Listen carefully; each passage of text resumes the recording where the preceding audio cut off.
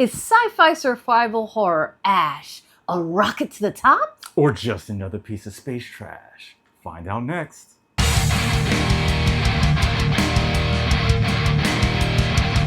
What's up, misfits and metalheads, and welcome to another episode of The Cutting Room Floor.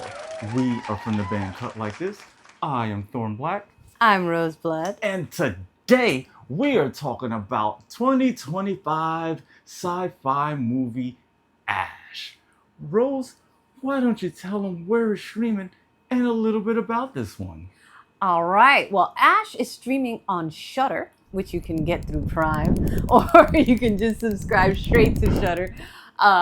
It is a really interesting survival horror kind of mashup.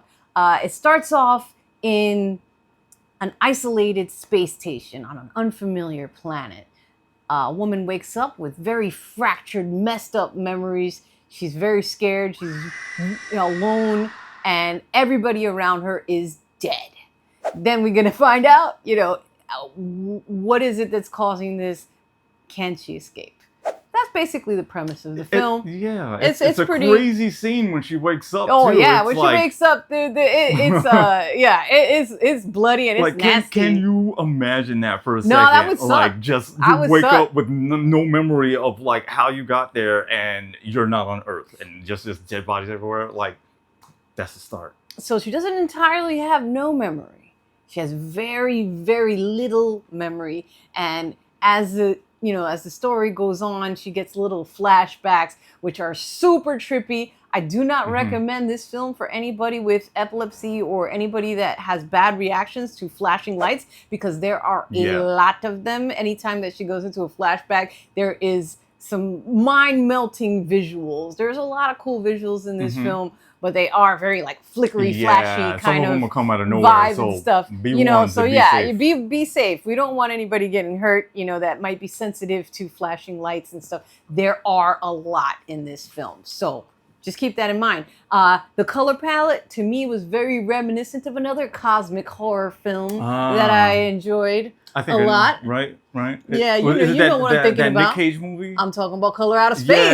Yeah. Which we reviewed, so you can check that out. We'll probably be able to link that episode. I'll drop that in the description. Just drop that in the description. Just give it a little check out. And you can check out what we thought about Color Out of Space. But yeah, this is an interesting movie. It was directed and the music was composed by Flying Lotus, who's very well known in music world. He is actually the grandnephew of I can't say I've heard somebody use that. It's an unusual name. It is. It is. Wow. He's the grandnephew of Coltrane, John Coltrane, very famous musician. He's very talented. He did the. What's interesting is that they did an interview with him. And he said that he was actually like, because he's the composer for the movie, he actually was writing it and playing it while they were shooting the scenes. Now, if you're like, I've worked in film before, and a lot of times we're using like either generic sound or not any sound at all, and you're just kind of like, winging it and stuff like that. Usually they'll have like some kind of placeholder track, but the cast said that they felt that it helped them get into the scenes more, and he would actually be DJing and stuff in between, doing, he does do a small cameo. He plays the astronaut Davis, the black astronaut with the dreads. That's him, that's Flying Lotus. So anyway, you will find out more about the horribly murdered crew, horribly murdered and dismembered and just messed up. They're just, it's bad. Don't worry. If there's a dead body, you'll see how it got there. Oh, you'll see. You'll see. You'll have to wait a little bit, but you will see it, and it will be nasty. So yeah, because like I said, she does have like these flashbacks throughout. So you'll see like as she progresses. The cast is it's very small because it's a very small space station. This is kind of a last ditch effort for this crew. They're on like a space exploration mission. It's very critical that they accomplish their goal, which is something that leads up to some trouble later on. You'll see. Decisions were made that I would not have made. Decisions were made. I wouldn't have made those decisions. But anyway, we got Rhea. She is our main character, the girl that wakes up, the woman, the astronaut that wakes up. Her name is Rhea. She is played by the beautiful Eiza González. She is a Mexican actress and singer. She was in Baby Driver. She was the super smoking hot darling who was John Hamm's they were like the couple, the lovers. Yes. I'm gonna let y'all know right now. I am a sucker for kind of a Bonnie and Clyde, like like a duo that's like causing trouble and stuff like that. I'm into that setup a lot, and it's just very cute to me. So they look really good together actually. Yeah. So yeah, she was in Baby Driver.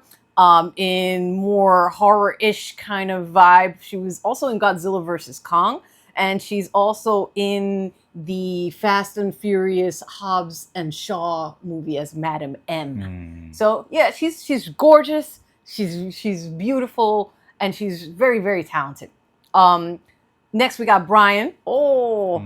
He's played by Aaron Paul. That's right, Jesse Pinkman from Breaking Bad is doing science, bitch, in this movie. And we've also got Adi, who is played by Iko Uwais. I hope I'm pronouncing that all right. He is the Indonesian star of one of my favorite martial arts films, The Raid and The Raid 2.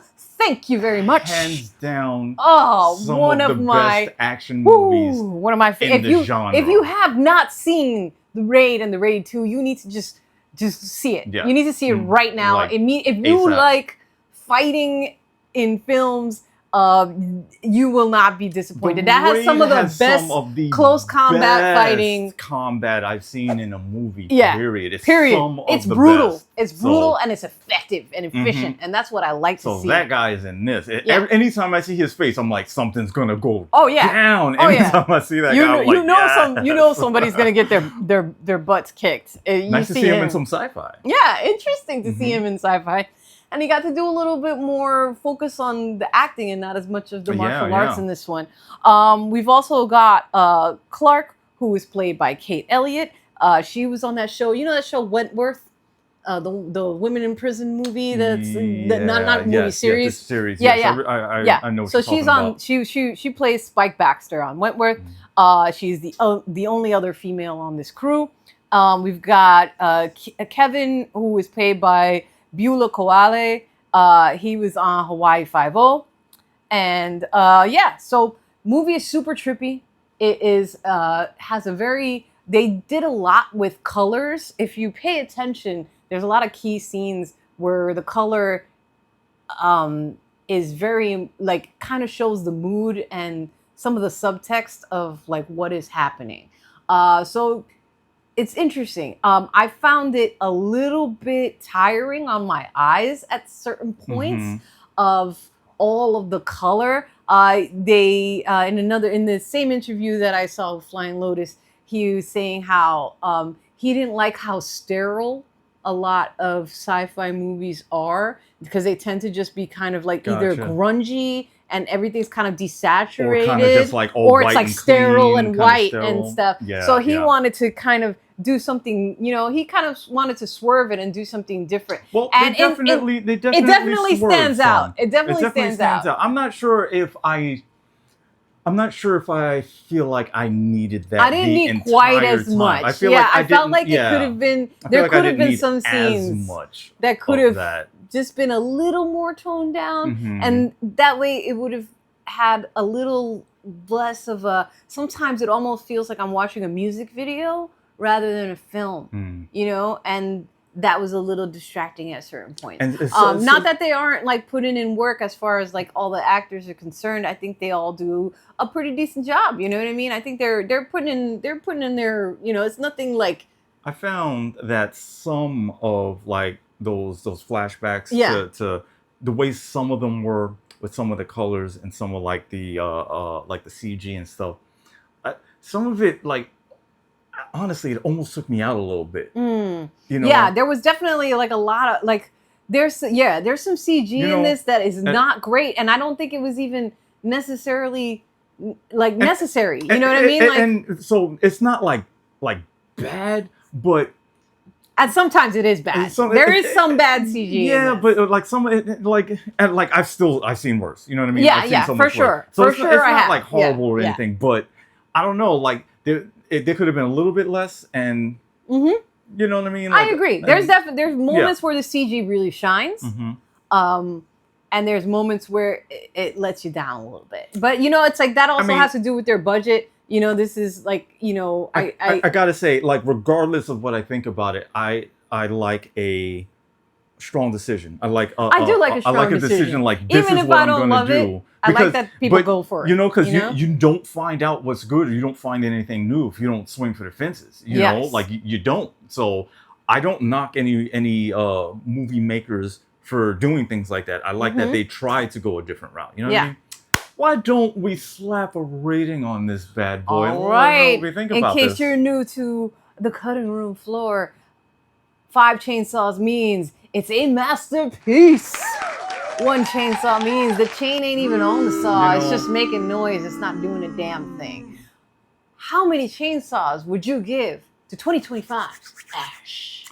I'm going to give Ash a 3.5 chainsaws out of 5. Okay. I do that because there's a couple of things that kind of took me out a little bit from the movie. Some of the flashes, didn't blend as much as I may have wanted it to. Some of the flashes to some of the hallucinations or whatever, just it took me out a little bit. I'm like, we could have had maybe a little bit less of them, and maybe some of them could have looked a little bit better. Now, don't get me wrong, this is not a bad movie. It doesn't look bad, but there's a couple of things that took me out a little bit here and there.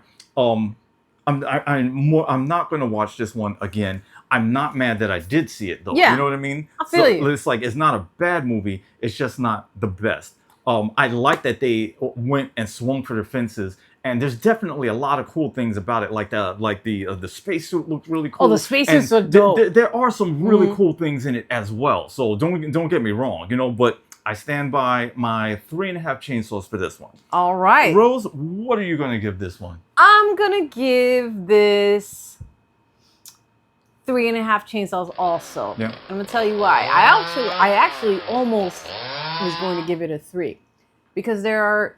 The story is a little bit derivative of other films that I have seen that were better. I love the cast though. I think the cast, the cast did their job. I felt that our buddy from the raid was a little bit wasted, to be honest. Just, because, he needs to be up against a martial artist.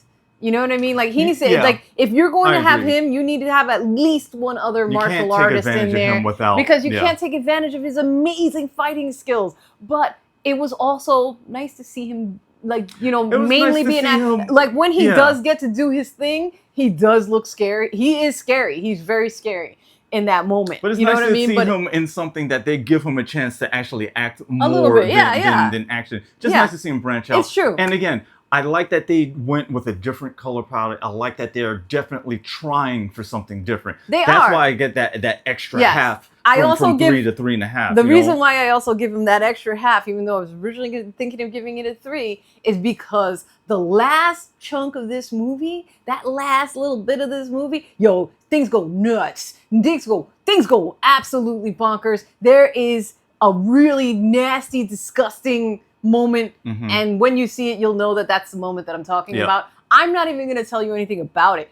I just want you to see it. If you want to see a really, really messed up, horrible, it's a horrible really creature, messed up creature. It's worse than you think. Again, it's worse than you think. There's some cool things. It's worse. However bad you think, it's bad. It's really horrifying. So I kudos to them, because that practical effect was crazy. And there are some cool things, but it is a little bit derivative. It's kind of a mashup of a lot of different. It's a great movie. Like if you're at a party and you just want like a really cool, visually striking film to be like playing in the background, I think this would be great for that. If you're having like a spooky party and stuff like that. It's just something different. As long as you don't need a 5-star movie, it's not a bad watch. Exactly. You know what I mean? Exactly. So with that being said, we're gonna wrap it on up. Wrapping it up. Don't forget, we are from the band Cut Like This music videos here on YouTube. I just put a bunch of Canvas videos up on our Spotify, so go check those out. Let me know what you think. those are super cute. And if you have seen this movie or you're gonna see this movie, drop us a little comment. Let me know what you think, and let us know what else you might like us to review in the future. Sounds good to me. All right, that is it for us today. We are out.